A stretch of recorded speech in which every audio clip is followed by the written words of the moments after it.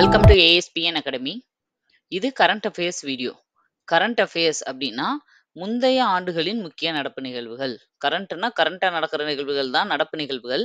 அதுலேயும் 4 வருஷம் 5 வருஷத்துக்கு முன்னாடி நடந்த விஷயங்களை எல்லாம் தொகுத்து கொடுத்துட்டு இருக்கோம். நம்மளோட சேனல்ல இது ஒரு தனி பிளேலிஸ்ட்ல இருக்கும். முந்தைய ஆண்டுகளின் முக்கிய நடப்பு நிகழ்வுகள்னே இருக்கும். முந்தைய ஆண்டுன்னா 2024 மேடம்னா அது மட்டும் கிடையாது. 2018, 19, 20, 25 அந்த 5, 6 வருஷமா நடந்த இதுல முக்கியமான விஷயங்களை எல்லாம் தொகுத்து குடுத்துட்டு இருக்கோம். எப்படி இருக்கும் ஒவ்வொரு பிளேலிஸ்ட்டும்னா, ஒரு பிளேலிஸ்ட்ல இப்ப சுற்றுச்சூழல் இன்னைக்கு நான் எடுக்க போறேன் அப்படின்னா, அ சுற்றுச்சூழல் சம்பந்தமா தமிழ்நாடு கவர்மெண்ட்டும், அ இந்திய கவர்மெண்ட்டும் ஓகேவா? சென்ட்ரலும், ஸ்டேட்டும் என்னென்ன திட்டங்கள், இயக்கங்கள், அது சம்மந்தப்பட்ட விஷயங்கள், ஆப்பு இந்த மாதிரி நெறைய கொண்டு வந்திருப்பாங்க இல்லையா? அந்த மாரி விஷயங்கள் எல்லாத்தையும் அந்த ஒரு வீடியோல ரொம்ப முக்கியமானத மட்டும். ஏன்னா, இந்த 8 வருஷத்துல இவ்வளோதான் நடந்துச்சா அப்டின்னா, இல்ல நெறைய இருந்திருக்கும். அத வந்து நீங்க அவ்ளோ டீப்பா படிக்க தேவையில்ல. ஒரு சில முக்கியமான திட்டங்கள் மட்டும் தெரிஞ்சுக்கிட்டா போதும் அப்டிங்கிறதுக்காக தான் இந்த பிளேலிஸ்ட். இதுக்கு முன்னாடி ஸ்கூல் சில்ட்ரன்ஸ்க்கு என்னென்ன கொண்டு வந்தாங்க, அது மாதிரி தமிழ வளர்க்கறதுக்காக என்னென்ன கொண்டு வந்தாங்க, இந்த மாதிரி எல்லாமே ஆல்ரெடி நான் போட்டிருக்கேன். பிளேலிஸ்ட்ல இருக்கு. பார்க்காதவங்க அதையும் போய் செக் பண்ணிக்கோங்க. இன்னைக்கு நம்ம பார்க்க போறது இந்த வீடியோல சுற்றுச்சூழல் என்விரான்மெண்ட் ரிலேட்டடா என்னென்ன திட்டங்கள், அதாவது நம்மளை சுத்தி இருக்கிற எல்லா விஷயங்களையும் தான் அது ஓகேவா? காடு, நிலம், மண், தண்ணி, காத்து இப்படி எல்லாத்தையும் பாதுகாக்கிறதுக்கு என்னென்ன திட்டங்கள்லாம் கொண்டு வந்தாங்க அப்படிங்கறது பார்க்க போறோம். ஃபர்ஸ்ட் ஒன் பாருங்க, நமஸ்தே திட்டம். நமஸ்தே திட்டம் அப்படிங்கிறது இது ஆக்சுவலா அந்த செப்டிக் டேங்க் இதெல்லாம் கிளீன் பண்றவங்க இருக்காங்க இல்லையா? அவங்களுக்காக கொண்டு வரப்பட்ட திட்டம் தான். பட் இதை ஏன் நான் வந்து இந்த சுற்றுச்சூழலோட சேர்த்திருக்கேன் அப்படின்னா, இதுவும் வந்து இந்த துப்புரவு பணியாளர்கள் தான். அவங்க சுற்றுப்புறத்த தூய்மையா வைக்கிறது தான் அவங்களோட வேலையே. சரியா? அவங்களோட நலத்திட்டத்துக்காக அதே மாரி அந்த கழிவு நீரை வந்து வெளியேற்றுறதுலயும், அந்த செப்டிக் டேங்க கிளீன் பண்றதுலயும் அட்வான்ஸா வந்து கொண்டு வர்றத பத்தின விஷயம் தான். அதனால இத நம்ம சுற்றுச்சூழல்ல எடுத்துக்கலாம். அதுக்காக இத குடுத்துருக்கேன். ரொம்ப முக்கியமானது. இந்த திட்டம் வந்த புதுசுலேலாம் அடிக்கடி இந்த நமஸ்தே திட்டத்த பத்தி கொஸ்டின் வந்துட்டே இருந்தது. பாருங்க, நமஸ்தே. நமஸ்தேக்கு எக்ஸ்பான்ஷன் என்ன? பாருங்க. National action for mechanised sanitation ecosystem. அதாவது மனிதர்களால இந்த கழிவு நீர் தொட்டிகளையோ, இந்த செப்டிக் டேங்கையோ கிளீன் பண்ற காலம் போயி, அத ஸ்டாப் பண்ணிட்டு, புதுசு புதுசா கருவிகளாலயும் இத வச்சு பயன்படுத்தி அத கிளீன் பண்றது. அதுதான் வந்து இதோட முக்கியமான திட்டம். ஏன்னா, அவங்க அந்த வேலைய காசுக்காக பண்ணுனாலும், அது மனித மலத்த மனிதரே அள்றது ஒரு மிகப்பெரிய ஒரு கொடுமையான ஒரு விஷயம். எந்த மிருகங்களும் அதோட கழிவ இன்னொரு மிருகத்த வச்சு அள்ள வைக்கிறது கிடையாது. சரியா? இப்ப நம்ம துணிய இன்னொருத்தர வச்சு துவைக்க வைக்கிறோம். நம்ம பாத்திரத்த இன்னொருத்தர வச்சு வெளக்க வைக்கிறோம். நம்ம வீட்டு வேலைகளையும், நம்ம தோட்டத்து வேலைகளையும் இன்னொருத்தரை வச்சு செய்ய வைக்கிறோம். அது மாரி கிடையாது இந்த விஷயம். ஏன்னா, இத வந்து அவங்க எவ்வளவு ஒரு கஷ்டத்துல இருந்தா, அவங்க வந்து இந்த வேலைய செய்யறதுக்கு வருவாங்க. அப்ப அப்படி இருக்கும்போது, அத வந்து அந்த கஷ்டத்த அப்படி ஒரு விஷயம் இருக்க போய் தானே கடைசியில அதையாவது நாங்க பண்றோம் அப்படின்ட்டு வராங்க. அவங்க நெனச்சா, யாருகிட்டயும் ரோட்ல சிக்னல்ல சும்மா ஏமாத்தி காசு வாங்கிட்டு போக முடியும். ஆனா, அத பண்ணாம ஏதோ ஒரு தொழில் பண்ணணும்னு எவ்வளோ வைராக்கியமா அத வந்து பண்றாங்க. அப்ப அவங்கள நம்ம மதிக்கணும் அப்படிங்கிறதுக்காக தான் கவர்மெண்ட் கொண்டு வந்தது. இயந்திரமயமாக்கப்பட்ட துப்புரவு சூழல் அமைப்புக்கான தேசிய நடவடிக்கை. அதுதான் இந்த national action for mechanised sanitisation ecosystem அப்படிங்கிறதுக்கு தமிழ் அர்த்தம் வந்து இதுதான். சம்டைம்ஸ் இப்படியே கூட குடுப்பாங்க. அது என்னதுன்னு தெரியாம கன்ஃப்யூஸ் ஆயிறாதீங்க. இதுதான் நமஸ்தே திட்டத்துக்கான எக்ஸ்பான்ஷன். தமிழ்ல, இங்கிலீஷ்ல.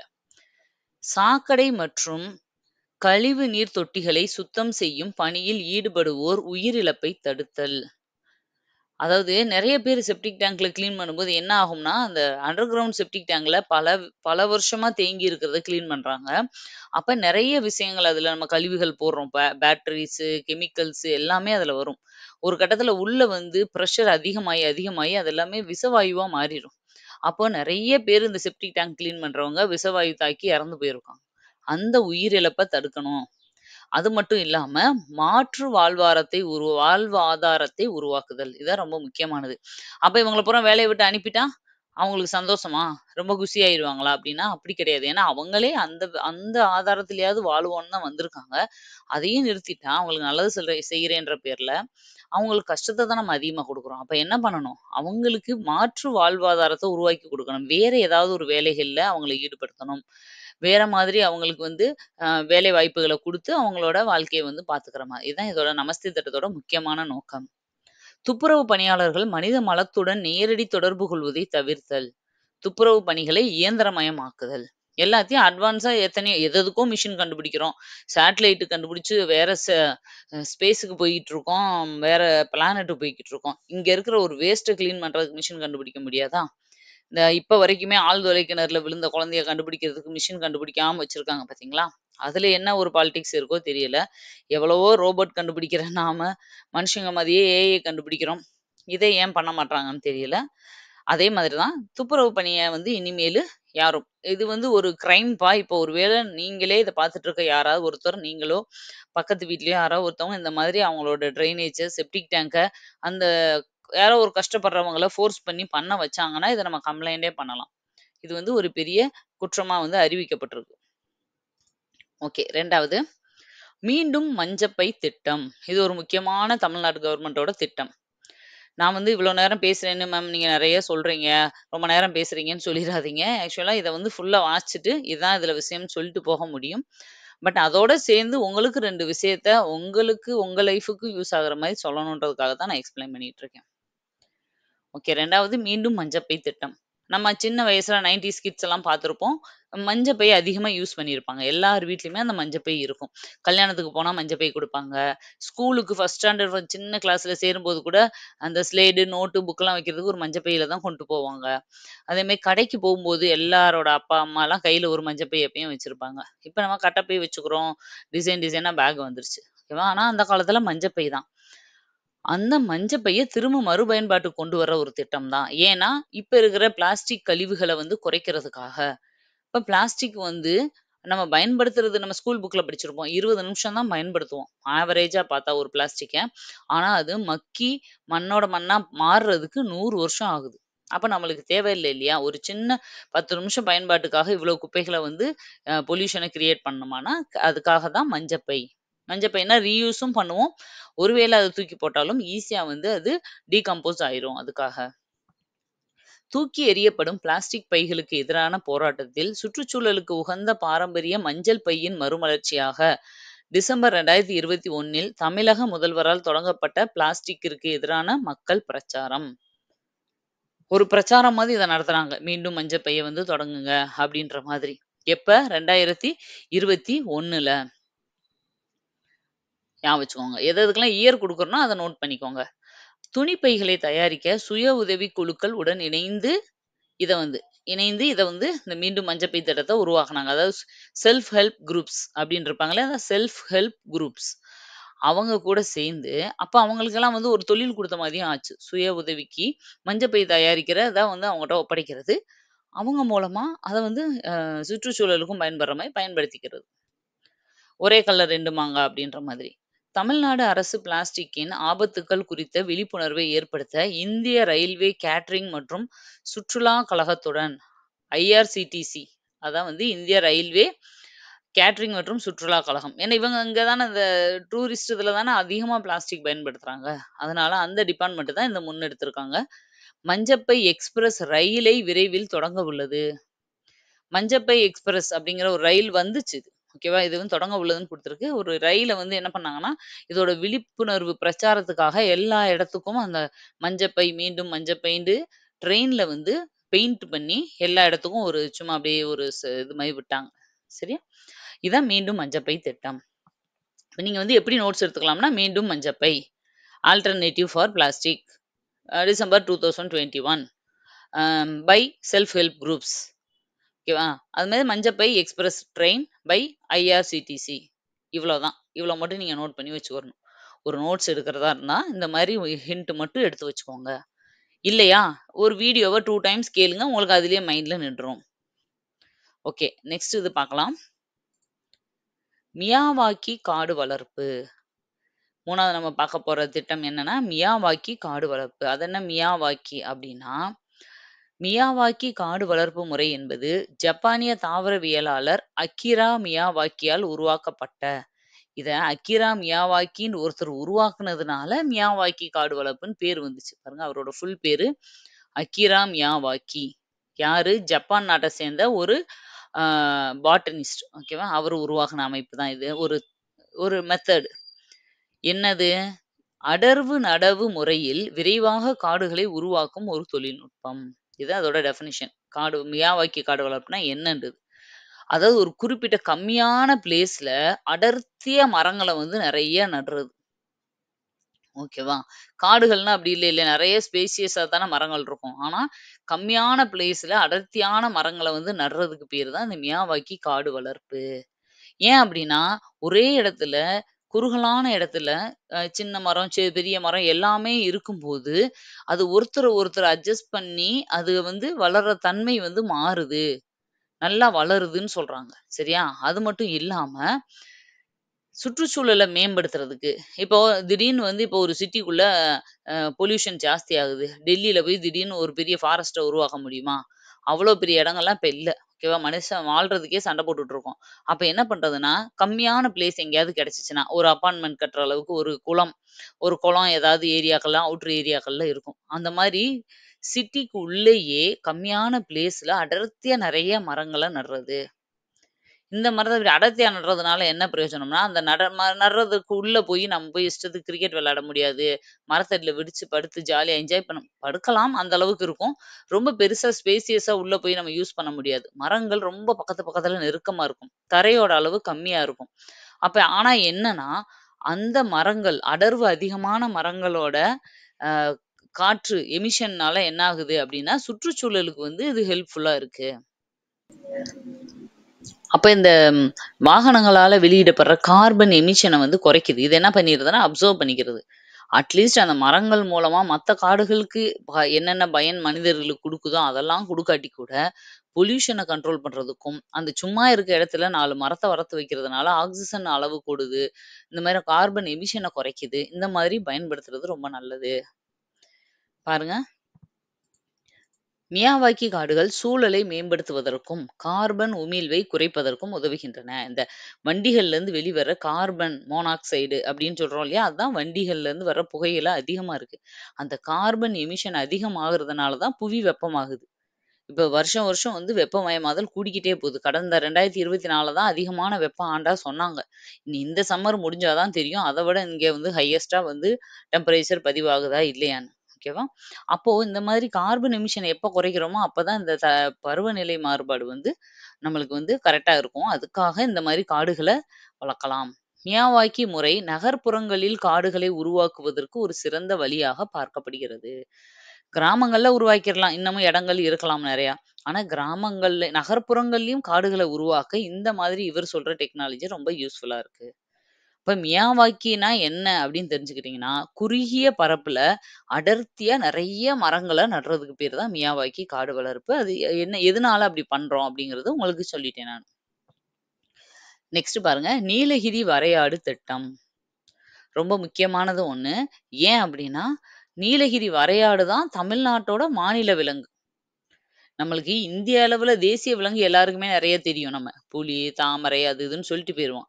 ஆனா தமிழ்நாட்டுக்கு ஒவ்வொன்னுக்கும் என்ன விலங்குன்னு கேட்டோம்னா சொல்லத் தெரியாது. தமிழ்நாட்டுக்கு தனித்தனியா விலங்கு, பறவை எல்லாமே இருக்கு. நம்ம 6த் பாலிட்டில 1 லெசன்ல இருக்கு. 6த் பாலிட்டில 1 லெசன்ல குடுத்துருப்பாங்க. அத ஃபுல்லா ஒரு வாட்டி செக் பண்ணிக்கோங்க. நம்மளோட சேனல்லயும் அந்த லெசன் போட்டிருக்கோம். அது எல்லாத்துக்கும் தேசிய விலங்கு, மாநில விலங்கு எல்லாத்துக்கும் ஷார்ட்கட்ல இருந்து எல்லாம் போட்டிருக்கோம். பிளேலிஸ்ட்ல போய் பாருங்க. உங்களுக்கு பாலிட்டி அப்படிங்கிற பிளேலிஸ்ட்ல இருக்கும். அந்த வகையில நம்ம தமிழ்நாட்டோட மாநில விலங்கு தான் நீலகிரி வரையாடு. நீலகிரினா என்ன? ஊட்டி. ஊட்டியில தான் இது அதிகமா காணப்படுறதுனால நீலகிரி வரையாடுன்னு இதுக்கு பேரு.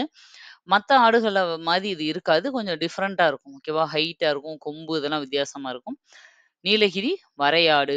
தமிழகத்தின் மாநில விலங்கான வரையாட்டினை பாதுகாப்பதற்கான முன்னோடி திட்டம். ஏன் இத பாதுகாக்கணும்? இது வந்து நம்ம தமிழ்நாட்டோட மாநில விலங்கா இருக்கிறதுனால மட்டுமா? அப்டின்னா இல்ல. இந்த ஒவ்வொரு தடவையுமே அழிந்து வரும் உயிரினம், அழிந்து விட்ட உயிரினம் அப்டின்ற மாரி ஒவ்வொரு பட்டியல் வந்து வருஷம் வருஷம் வெளியிடுவாங்க. அதுல இந்த நீலகிரி வரையாறு வந்து இப்போ அழிஞ்சுகிட்டு வர ஒரு உயிரினமா சொன்னதுனால, நம்மளோட மாநில விலங்கா இருந்துகிட்டு அத அழிய விடலாமா நம்ம? அப்ப அத பாதுகாக்கிறதுக்கு நம்ம தான் ஸ்டெப் எடுக்கணும் அப்படிங்கிறதுக்காக, இதுக்காக எடுக்கப்பட்ட ஒரு திட்டம் தான் இது. தமிழக அரசு தனது லட்சிய முன்னோடி திட்டமான நீலகிரி வரையாடு திட்டத்தை அக்டோபர் 12, 2023 அன்று தொடங்கியது. 23ல இத தொடங்குனாங்க. ஈர்ப்பு விசைக்கு எதிராக செங்குத்தான பாறையில் ஏறும் திறன். பாருங்க இதுதான் வந்து இதோட ஸ்பெஷாலிட்டி. ஈர்ப்பு விசைய தாண்டி இப்படி செங்குத்தா இருக்க பாறையில கூட ஈஸியா வந்து ஜம்ப் பண்ணி தாண்டி தாண்டி போய்க்கிட்டே இருக்குமாம். ஏறி போகுமாம். இந்த மலை ஆடுகள் மவுண்டன் மோனார்க் என்றும் அழைக்கப்படுகின்றன. இந்த மலை ஆடுகளுக்கு பேரு மவுண்டன் மோனார்க். மவுண்டன வந்து ஈஸியா கிளைம் பண்ணி போகுது இல்லையா? அதுக்காக அந்த பேரு. அடுத்தது, இந்த மாரி மிருகங்கள் எல்லாத்த பத்தியுமே இதுல வரும். ஏன்னா, சுற்றுச்சூழல்ல இது எல்லாமே நம்மளுக்கு அடங்கும். மிருகங்களுக்குன்னு தனியா போட்ட திட்டங்களா நான் எடுக்கல. இதிலேயே வந்து கடல் பசுக்கு போட்டது, நீலகிரிக்கு வரையாடுக்கு போட்டது எல்லாமே சேர்த்து தான் வரும் சுற்றுச்சூழல்லயே. தூய்மை கங்கை. பாருங்க, தூய்மை கங்கை திட்டம். இதுக்கு இந்திய அரசு கங்கையை சுத்தப்படுத்தி மாசுக்களை அகற்றும் பெரும் திட்டமான நமாமி கங்கை திட்டத்தை அறிவித்துள்ளது. தூய்மை கங்கான்னு சொல்லலாம். தூய்மை கங்கைன்னு சொல்லுவாங்க. பாருங்க இத வந்து ஹிந்தியில எப்படி சொல்றாங்கன்னா, நமாமி கங்கே, கங்கை அப்படிங்கிறது தான் ஹிந்தியில இப்படியே தான் குடுப்பாங்க திட்டத்தோட பேரு. அதனால நல்லா தெளிவா தெரிஞ்சுக்கோங்க. நமாமி கங்கைனாலும், தூய்மை கங்கைனாலும் ஒண்ணு தான். ஹிந்தியில, இது தமிழ்ல. இதோட இந்த திட்டத்தோட முக்கிய நோக்கமே என்ன அப்படின்னா, கங்கை வந்து ஒரு புனித ஆறா நம்ம வந்து சொல்றோம். அப்படி ஆறு வந்து ரொம்ப மோசமாயிருச்சு இப்பயெல்லாம். ஏன்னா, புனித ஆறுன்னு சொல்லிட்டு இப்ப காசி ஆறு மாதிரி, அங்க போய் எல்லாத்தையும் இவங்க ஆத்துல விட ஆரம்பிச்சு, அது ரொம்ப மோசமாயிருச்சு இல்லையா? அப்போ அந்த ஆற வந்து சுத்தப்படுத்தி, மாசுக்களை அதுக்குள்ள இருக்கிற வேஸ்ட்டுகள் எல்லாம் கிளீன் பண்ணி, தூர்வார்றது மாரி பெரிய ஒரு இது வந்து ப்ராசஸ் தான் இது. நம்ம ஊர்ல இருக்க சின்ன குளம், குட்டைகள தூர்வார்ற மாரி கிடையாது. இது ஒரு பெரிய ஆறு. இந்தியாவிலேயே இருக்கிற பெரிய நதி. அப்ப இத வந்து ஒரு பெரிய ப்ராஜெக்ட்டா எடுத்து நெறைய பேர போட்டு இதுக்குன்னு ஒரு வருஷத்துல பட்ஜெட்ல பணத்த கோடிக்கணக்குல ஒதுக்கி இத பண்றாங்க. 2019, 20ஆம் ஆண்டிற்குள் 20,000 கோடி ரூபாய் செலவில் இத்திட்டத்தினை செயல்படுத்த மத்திய அமைச்சரவை ஒப்புதல் அளித்துள்ளது. இது 100% மத்திய அரசின் திட்டம். முழுக்க முழுக்க சென்ட்ரல் கவர்ன்மெண்ட் தான் இத பொறுப்பெடுத்து பண்றாங்க. 2020ல அறிவிச்சாங்க. இந்த 20க்குள்ளேயே இத பண்ணி முடிக்கணும் அப்படின்னு. பண்ணி முடிச்சுட்டாங்க. ஓரளவு நெருக்கி எல்லாமே முடிஞ்சிருச்சு. எப்பயுமே திட்டம் அறிவிக்கிறது ஒரு வருஷமா இருந்தாலும், அடுத்த 2, 3 வருஷம் வரைக்கும் அந்த திட்டம் இழுத்துரும். பாருங்க, கங்கை நதி அதன் புனிதத்தினாலும், கலாச்சார மகிமைக்காகவும் மட்டும் முக்கியத்துவம் பெறவில்லை. இந்த நதி நாட்டின் மொத்த மக்கள் தொகையில் 40% பேருக்கு வாழ்வளிப்பதாலும் இது முக்கியத்துவம் பெற்றதாகிறது. மொத்த மக்கள் தொகை இந்தியாவுல 40% பேரு இந்த நதிய வந்து நம்பி இருக்காங்க. எதுக்காக அப்டின்னா, பல ஆதாரங்களுக்காக, பல விஷயங்களுக்காக இந்த கங்கை நதிய வந்து 40% பேர் நம்பி வாழ்ந்துட்டு இருக்கிறதுனால, அத சுத்தம் பண்ண வேண்டியது ஒரு முக்கியமான அ விஷயமா இருக்கு. அதனால இந்த திட்டத்த கொண்டு வந்திருக்காங்க. முழுக்க முழுக்க சென்ட்ரல் கவர்ன்மென்ட்டோட திட்டம். அடுத்தது சிவிங்கி புலி திட்டம். இத அடிக்கடி அந்த டைம்ல வந்து நீங்க நியூஸ்ல பார்த்திருப்பீங்க. எங்க பார்த்தாலும் பெரிய பெரிய கட் அவுட் வச்சு மோடி அவர்கள் புலிய வந்து கொண்டு வராரு. சிவிங்கி புலிய அப்படின்னு சொல்லி. அந்த திட்டம் தான் இது. சிவிங்கி புலி திட்டம் என்பது இந்தியாவில் அழிந்து போன சிவிங்கி புலிகளை மீண்டும் அறிமுகப்படுத்தும் ஒரு திட்டமாகும். இந்தியாவுல வந்து ஆல்ரெடி அழிஞ்சு போச்சுன்னு அறிவிச்சுட்டாங்க. இப்ப நீலகிரி வரையாடுன்னு நம்ம பார்த்தோம்னா, அழிஞ்சுகிட்டு இருக்கு. அத அழிய விடாம காப்பாத்தணும். அப்படிங்கிறதுக்காக நம்ம இருக்கிறதவே பாதுகாப்பா பாதுகாத்து, இன்னும் வந்து இனப்பெருக்கம் அதிகமா செய்ய வச்சு எண்ணிக்கைய கூட்டுவாங்க. ஆனா இது அப்படி இல்ல. இது ஆல்ரெடி அழிஞ்சு போச்சுன்னு சொல்லி ரொம்ப வருஷம் ஆன ஒரு தான் வந்து இந்த சிவிங்கி புலி. நமீபியா மற்றும் தென்னாப்பிரிக்காவில் இருந்து மத்திய அரசு பிரதேசத்தில் உள்ள குனோ தேசிய பூங்காவிற்கு ஆப்பிரிக்க சிவிங்கி புலிகளை கண்டம் விட்டு கண்டம் இடமாற்றம் செய்வதற்கு. இந்த இடமாற்றம் 8 மற்றும் 12 சிவிங்கி புலிகள் கொண்ட 2 தொகுதிகளாக நடந்தது. பாருங்க, நமீபியாவுல இருந்தும், தென்னாப்பிரிக்காவுல இருந்தும், மத்திய பிரதேசத்துல இருக்க குனோ அப்படிங்கிற ஒரு தேசிய பூங்காவுக்கு புலிகளவே முழுசா சிவிங்கி புலியவே விலைக்கு வாங்கி அங்கருந்து தூக்கிட்டு வந்து இங்க விடுறது. கண்டம் விட்டு கண்டம். நாடு விட்டு நாடு கூட இல்ல. கண்டம் விட்டு கண்டம் வந்து புலிகள வந்து ஷிப் பண்ணி இங்க கொண்டு வந்து வளர்க்குறது. இல்லாத அழிஞ்சு போன ஒரு மிருகத்த புதுசா வாங்கி, அத திரும்ப அதோட இனப்பெருக்கத்த அதிகரிச்சு, அத வந்து கொண்டு வர்றது தான் இந்த திட்டம். ஒரே தடவையா பண்ணாம 2 ஷிஃப்ட்டா பண்ணலான்னு பண்ணாங்க. ஒரு தடவ 8யும், இன்னொரு தடவ வந்து 12 சிவிங்கி புலிகளையும் 2 தொகுதியா கொண்டு வந்தாங்க. இந்த இது வந்து என்னன்னா, புலிகளை பாதுகாக்க இந்திய ஒன்றிய அரசால் 1973ல் ஏற்படுத்தப்பட்ட ஒரு திட்டமே புலிகள் பாதுகாப்பு திட்டம். Project tiger. ப்ராஜெக்ட் டைகர்னா எது? ப்ராஜெக்ட் டைகர் வந்த வருஷம் என்னன்னு கேட்பாங்க. இதுவும் நம்ம 6த் பாலிட்டில அந்த ஃபர்ஸ்ட் லெசன்லயே வரும். 1973 வந்து புலிகள் பாதுகாப்பு பாருங்க, புலிகள் பாதுகாப்பு சட்டம், திட்டம். அதே 1972 தான் வனவிலங்கு பாதுகாப்பு சட்டம். இது ரொம்ப முக்கியமானது. மொத்தமா எல்லா விலங்குகளுக்கும் சேர்த்து வனவிலங்கு பாதுகாப்பு சட்டம் வந்தது வந்து 72ல. அதுக்கு அடுத்த வருஷமே 73ல புலிகளுக்கு ஃபர்ஸ்ட் பாதுகாப்பு திட்டம் போட்டாங்க. ஏன்னா நம்ம நாட்டோட இந்திய விலங்கு, தேசிய விலங்கு புலிகள். அப்ப அத பாதுகாக்கிறது ரொம்ப முக்கியம்னு சொல்லி அடுத்த வருஷமே ப்ராஜெக்ட் டைகர். ஏன்னா பொதுவாவே சிங்கம், புலி எல்லாமே கம்மி தான் இருக்கும். அப்ப அத பாதுகாப்பு பண்ண வேண்டியது அவசியம். அந்த திட்டத்தின் கீழ தான் இப்ப இந்த சிவிங்கி புலின்னு ஒண்ணு முழுசா நம்ம இதுல அழிஞ்சு போச்சேன்னு சொல்லி, இந்த மாதிரி புலிகள கொண்டு வந்து இறக்குறது வந்து புதுசா ஒரு திட்டமா மோடி அவர்கள் வந்து செஞ்சிருக்காங்க. இதுல என்னன்னா, கிட்டத்தட்ட 20 புலிகள்ல இப்ப 8, 9 புலி இப்பயே இறந்து போச்சு அப்படின்னு சொல்லி இப்ப லேட்டஸ்ட்டா வந்து நியூஸ்ல சொல்றாங்க.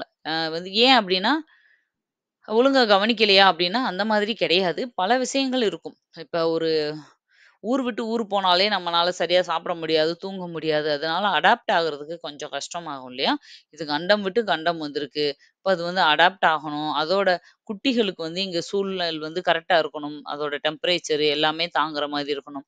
இப்படி பல காரணங்களுக்காக கொஞ்சம் அழிஞ்சுகிட்டு வருது. இது இப்படி இறந்து போயிரும்ன்றது தெரியும். இறந்தே போகாது. சூப்பரா அத காப்பாத்திரலாம் அப்படின்னு நெனச்சிருந்தா, அவங்க 1 புலியவே கூட்டிட்டு வந்திருக்கலாம். 2 புலியவே கூட்டிட்டு வந்திருக்கலாம். இந்த மாதிரி இறந்து போக சான்சஸ் நெறைய இருக்குன்றனால தான் 20 புலி வாங்கியிருக்கோம் நம்ம. சரியா? ஓகே. அடுத்தது லைஃப் இயக்கம். லைஃப் இயக்கம்னு ஒரு இயக்கத்த உருவாக்குனாங்க.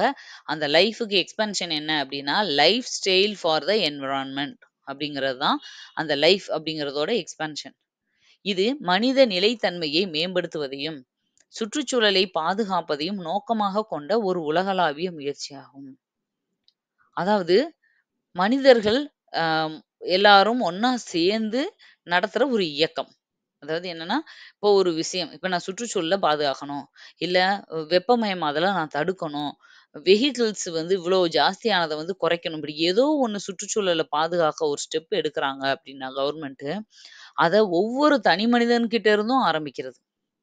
ஒவ்வொரு தனி மனிதனும் அவனோட வாழ்க்கையில எடுக்கிற முயற்சினால, மொத்த இந்தியாவும் மாறுறதுக்கு பேரு தான் இந்த லைஃப் இயக்கம். இதுவரைக்கும் பார்த்ததெல்லாம் காமனா இத பண்ணணும், அத பண்ணணும்னு சொன்னோம். இப்ப நானு என்னோட லைஃப்ல இப்ப தனி மனிதர்கள் என்ன செய்ய முடியும்? கவர்மெண்ட் தானே இதுக்கு எல்லாம் பண்ண முடியும் அப்படின்னு நீங்க நினைக்கலாம். இப்போ என்ன சொல்றாங்கன்னா, இப்போ ஓசோன்ல ஒரு ஓட்டை விழுகுது அப்படின்னா, அதுக்கு முழுக்க காரணம் ஃப்ரிட்ஜ்ல இருந்து போற முழுக்க இல்ல. அதுவும் ஒரு ரீசன். சிஎஃப்சி குளோரோஃப்ளோரோ கார்பன் ஃப்ரிட்ஜ்ல இருந்து போறதுன்னு சொல்றாங்க. அந்த மாதிரி எமிஷன் இல்லாத ஃப்ரிட்ஜஸ் இப்ப வந்துருச்சு. அப்படி வாங்கி யூஸ் பண்ணலாம். இல்லையா, அதிக நேரம் இந்த ஃப்ரிட்ஜுகள திறந்து வைக்காம என்னால முடிஞ்ச அளவுக்கு நான் சேவ் பண்ணலாம். என்னோட வீட்லேருந்து போற வேஸ்ட்டுகள நான் கரெக்ட்டா அம் மக்கும் குப்பை, மக்காத குப்பைன்னு பிரிச்சு போடலாம். என்னோட கழிவுகள்ல வந்து நான் தேவையில்லாத விஷயங்கள போடாம நான் வந்து பார்த்துக்கறலாம். இப்படி ஒவ்வொரு தனி மனிதரும் மாறும்போது, ஆட்டோமேட்டிக்கா அந்த மொத்த அமைப்பும் மாறிரும். அந்த மொத்த ஊரும் மாறும். மொத்த நாடும் மாறும். இந்த மாதிரி ஆரம்பிச்ச ஒரு அமைப்பு தான் லைஃப் இயக்கம். பாருங்க, கூட்டு நடவடிக்கை மூலம் நேர்மறையான சுற்றுச்சூழல் மாற்றத்தை தூண்டுவதே லைஃப் இயக்கத்தின் குறிக்கோள். ஒரு குரூப்பா சேர்ந்து அவங்க ஒரு சில விஷயங்களை எல்லாம் விழிப்புணர்வ கொண்டு வர்றது மக்கள்ட்ட. பாசிட்டிவான சேஞ்சஸ் வந்து நம்ம ஒவ்வொருத்தர் செல்ஃப் லைஃப்லயும் கொண்டு வரும்போது, ஒவ்வொருத்தர் குடும்பத்திலயும் கொண்டு வரும்போது, ஆட்டோமேட்டிக்கா ஒரு பெரிய விஷயத்த சாதிக்க முடியும் அப்படிங்கிறது தான் இந்த இயக்கம். காலநிலை மாற்றத்திற்கு பதிலளிக்கும் விதமாக உலகெங்கிலும் உள்ள தனிநபர்கள் தங்கள் அன்றாட வாழ்வில் அடிப்படை காலநிலைக்கு உகந்த செயல்களை செய்யவும், சுற்றுச்சூழலுக்கு உகந்த வாழ்க்கை முறையை பின்பற்றவும் ஊக்குவிப்பதே லைஃப் முயற்சியின் நோக்கமாகும். இது தெரிஞ்சுக்கோங்க. டெய்லி லைஃப்ல நீங்க உங்கள எப்படி மாத்திக்கணும்? அப்பம்போது ஆட்டோமேட்டிக்கா அந்த பெரிய பிரச்சனைக்கு சொல்யூஷன் ஈஸியா கிடைக்கும். இப்போ சொன்ன உடனே எல்லாரும் செஞ்சுருவாங்களா? அப்படின்னா, கண்டிப்பா கஷ்டம் தான். நான் ஒரு 100 பேருக்கு சொல்றேன்னா, அதுல ஒரு 10 பேர் மாறுனாலும், இப்படியே கொஞ்சம் கொஞ்சமா 10, 10 பேரா பார்க்கும்போது 150,00,00,000 பேர்ல 142,00,00,000ல அட்லீஸ்ட் ஒரு 10,00,00,000 பேர் மாறுனாலும், கொஞ்சம் இந்த விஷயங்கள குறைக்க சான்சஸ் இருக்கு இல்லையா? அவங்க அடுத்த ஜெனரேஷன் சொல்லுவாங்க. அவங்க அவங்க ரிலேட்டிவ் சொல்லுவாங்க. ஏதோ வாய்ப்புகள் வந்து கிடைக்க சான்சஸ் இருக்கு அப்படிங்கிறதுக்காக இந்த மாரி திட்டங்கள கொண்டு வராங்க. இது வந்து விழிப்புணர்வு ஏற்படுத்துற ஒரு திட்டம், இயக்கம். அடுத்தது கடற்பசு காப்பகம். கடற்பசு அப்படிங்கிறதும் ஒரு விலங்கு தான். நீங்க வந்து Googleல தட்டி பார்த்தீங்கன்னா, உங்களுக்கு பிக்சர்ஸ் வரும். கடல் பசு அப்படிங்கிற ஒரு விலங்கு. அந்த விலங்க வந்து அழிஞ்சுகிட்டு வர்றதா அறிவிச்சதுனால, அத பாதுகாக்கிறதுக்காக போடப்பட்ட ஒரு திட்டம் தான் இது. கடல் பசு காப்பகம் என்பது அழிந்து வரும் கடல் பசு இனத்தை டூஹாங் அப்படின்னு சொல்றாங்க. பாதுகாக்கும் நோக்கத்துடன் அமைக்கப்படும் ஒரு சரணாலயம் ஆகும். அதுக்குன்னு போடப்பட்ட ஒரு ஜூ மாரி சரணாலயம். இது மன்னார் வளைகுடா மற்றும் பாக் விரிகுடா பகுதியில் அமைக்கப்பட உள்ளது. மன்னார் வளைகுடாவிலயும், பாக் விரிகுடாவிலயும் வளைகுடா, விரிகுடா 2லயும் இந்த கடற்பசு ஏன்னா அந்த ஏரியாக்கள்ல தான் இந்த கடல் பசுக்கள் அதிகமா வாழும். கடல் பசுக்கள் புல் படுக்கைகளை உணவாகக் கொண்டு உணவும் பாலூட்டிகள். இவை மன்னார் வளைகுடாவில் ஒரு காலத்தில் அதிகமாக இருந்தன. ஆனால் தற்போது அவற்றின் எண்ணிக்கை குறைந்துவிட்டது. புல் படுக்கைகள்னா, அந்த கடலுக்கு அடியிலேலாம் தரையில அந்த ஒரு மாதிரி செடிகள்லாம் அப்படியே பஞ்சு மாரி ஆடிக்கிட்டு இருக்கும் பார்த்துருக்கீங்களா? அந்த மாதிரி இதுல வந்து அங்க தான் போய் வாழும். அதுல தான் உணவா சாப்பிட்டு வாழ்ற ஒரு பாலூட்டிகள். ஓகேவா? குட்டி போட்டு பால் குடுக்குற ஒரு தன்மை இருக்கிற ஒரு பாலூட்டி வகையை சேர்ந்தது தான் இந்த கடற்பசு. இந்த காப்பகம் அமைப்பதன் மூலம் கடல் பசு இனத்தை அழிவிலிருந்து பாதுகாக்கவும் அதன் வாழ்விடங்களை காக்கவும் வழிவகுக்கும். கடல்ல நெறைய அதுதான் இதோட உணவு. அங்க தான் தங்குதுன்னும்போது, கடல்ல நம்ம நெறைய சேதப்படுத்தும்போது, பொல்யூஷன் ஆகும்போது இந்த உயிரினங்கள்லாம் அழியுது. அத பாதுகாப்பு பண்றதுக்கு தான் கடல் பசு பாதுகாப்பகம். இது ரொம்ப முக்கியமானது. இதுவும் அந்த டைம்ல நெறைய கொஸ்டின் கேட்டுட்டே இருந்தாங்க. அடுத்தது காப் மாநாடு. ரொம்ப ரொம்ப முக்கியமான ஒண்ணு. வருஷம் வருஷம் இதுக்கு வந்து மாநாடு நடந்துகிட்டே இருக்கும். காப் 26, 27, 28, 29 இப்பலாம் 30 வரைக்கும் வந்துருச்சு. ஓகேவா? காப்ன்னு போட்டு கீழ 26, 27 போட்டிருப்பாங்க. அப்பன்னா 28வது மாநாடு, 29வது மாநாடு அப்படின்னு அர்த்தம். ஆனா பொதுவா நீங்க காப் மாநாடுனா என்னன்னு தெரிஞ்சுக்கங்க போதும். பருவநிலை மாற்றம் காரணமாக உண்டாகும் பேரழிவுகளை தவிர்ப்பதற்காக உலக நாடுகள் கையெழுத்திட்ட இந்த ஒப்பந்தம் தான் பாரிஸ் பருவநிலை ஒப்பந்தம் என்று அழைக்கப்படுகிறது. கான்ஃபரன்ஸ் ஆஃப் பார்ட்டீஸ் அப்படி சொல்லுவாங்க. அந்த பாரிஸ் அந்த மொத்தமா பருவநிலைக்காக எல்லாரும் ஒண்ணு சேர்ந்து இப்ப நம்மளுக்கே தெரியும். கிளைமேட் ரொம்ப மாறிப்போச்சு. வெப்பம் வந்து அதிகமாகுறது மட்டும் கிடையாது. எந்த சீசனுமே நம்ம காலத்துல சொன்ன மாதிரி இல்ல. சீசன் எல்லாம் மாறி போச்சு. ஓகேவா? மா ஏப்ரல், மேல தான் சம்மர் ஹாலிடேஸ் நம்மளுக்கு விடுவாங்க. ஆனா, பிப்ரவரில இருந்தே இப்ப வெயில் ஆரம்பிச்சுருது. மார்ச், ஏப்ரல்லேலாம் வெயிலு. திரும்ப அதே மாரி எல்லாமே கொஞ்சம் முன்னாடி ஷிஃப்ட் ஆகி வந்த மாதிரி இருக்கு. ஒரு 1 மாசம், 1 1/2 மாசம் கிளைமேட் எல்லாமே மாறி வந்த மாதிரி இருக்கு. நெறைய எப்ப மழை வரும்னு நெனைக்கிறோமோ வரவே மாட்டுது. வராதுன்னு நெனைக்கிறப்ப திடீர்னு மழை வருது. எல்லாம் மாறி போச்சு. அதுக்காக எல்லா நாடுகளுக்கும் பயம் வந்துருச்சு. இத வந்து பருவநிலைன்றத நான் இந்தியா அளவுக்கு கோடு போட்டு, கட்டம் போட்டு, வானத்து வரைக்கும் ஒரு செவர போட்டு, இதுக்குள்ள மட்டும் கிளைமேட்ட நான் டெம்பரேச்சர் மெயின்டெயின் பண்ண முடியுமா? ரூம்குள்ள ஏசி போடுற மாரி. பண்ண முடியாது. இது வந்து ஒரு கண்ட்ரில ஒரு விஷயம் நடந்தா, அது உலகம் முழுக்க அந்த வெப்பம் பரவ தான் செய்யும். அப்படியே ஸ்ப்ரெட் ஆகி, அப்ப எல்லா நாடுகளும் சேர்ந்து முடிவெடுக்க வேண்டிய ஒரு விஷயம். அப்போ இந்தியா வந்து ரொம்ப டெம்பரேச்சர் ஜாஸ்தி இருக்கு. இந்தியாவுல வந்து எமிஷன் அதிகமா இருக்கு. கார்பன் எமிஷன் டெம்பரேச்சர் ஜாஸ்தியா இருந்தா, பக்கத்துல இருக்க பங்களாதேஷும், பாகிஸ்தானும் எல்லாருக்கும் அது இருக்க தான் செய்யும். இந்த இதோட வெப்பத்தோட தாக்கம் வந்து அங்கேயும் இருக்கும். அப்ப அங்க வந்து ஒரு வேள அப்படி இருந்தா, அதோட தாக்கம் பக்கத்து நாடுகளுக்கு இருக்க தான் செய்யும். அப்ப எல்லா நாடுகளும் சேர்ந்து முடிவெடுக்க வேண்டிய ஒரு விஷயம். அதுக்காக வருஷம் வருஷம் நடத்துற ஒரு மாநாடு தான் இந்த காப் மாநாடு. இந்த ஒப்பந்தத்தின் கீழ் 2050ஆம் ஆண்டில் தங்களது நிகர எரிபொருள் உமிழ்வுகளை 0 எனும் அளவில் கொண்டு வருவதற்கு உலக நாடுகள் பெருமளவில் தங்கள் கார்பன் வெளியேற்றத்தை குறைக்க வேண்டி இருக்கும். இந்த மாநாட்டோட ஒப்பந்தமா அக்ரிமெண்டா என்ன போடுறாங்க? 2050க்குள்ள அவரவர நாட்ல எவ்வளவுக்கு எவ்வளவு இந்த கார்பன் எரிபொருள் உமிழ்வு பெட்ரோல் இந்த வண்டியில இருந்து வர்ற புகைகள் இருக்கு இல்லையா? வண்டி, ஃபேக்ட்ரி ஏதோ ஒண்ணு. எரிபொருள் எரிஞ்சு வெளிவர்ற புகை எல்லாமே எரிபொருள் உமிழ்வு தான். அத குறைக்கணும்லாம் சொல்லல. 0 0வா யாரு 0 எமிஷன் கொண்டு வாரீங்களோ, அவங்களுக்கு வந்து பெஸ்ட் கண்ட்ரியா சொல்லுவாங்க இவங்க. ஓகேவா? அந்த மாரி எவ்வளவுக்கு எவ்வளோ குறைக்க முடியுமோ குறைக்கணும். கார்பன் வெளியேற்றத்தை குறைக்க வேண்டி இருக்கும். 2050க்குள்ள. இதுதான் இவங்களோட பிளானே. அதனால தான் எல்லாருமே இந்த சோலார் வண்டிகள், பேட்டரி கார்கள வந்து ப்ரமோட் பண்ணிட்டு இருக்காங்க. பேட்டரி ஐட்டங்கள், கரண்ட் எல்லாமே சோலார்ல எடுக்கிறது. ஃபியூயல முடிஞ்ச வரைக்கும் குறைக்கிறதுக்கு, இந்த மாதிரி எல்லாமே பண்றதுக்கு காரணம், இந்த மாதிரி ஒரு மாநாடு போட்டு ஒப்பந்தம் போட்டிருக்கிறதுனால தான். அந்தந்த நாடு அத செஞ்சு காமிக்கணும். அப்ப தனித்தனி நாடு அவரவர் நாட்டுல வந்து குறைக்க ஆரம்பிச்சுட்டா, ஆட்டோமேட்டிக்கா உலகம் முழுக்க குறையும் இல்லையா? அதுக்காக. தொழில் புரட்சி காலத்துக்கு முன்பு இருந்த வெப்பநிலையை விட 2 டிகிரி செல்சியஸுக்கும் மிகாமல் புவி வெப்பமயமாதலை கட்டுப்படுத்த வேண்டும் என்று 2015ஆம் ஆண்டு உலக நாடுகள் ஒப்பந்தம் ஒன்றில் கையெழுத்திட்டன. 2015ல ஒரு அக்ரிமெண்ட் மாதிரி போட்டிருக்காங்க.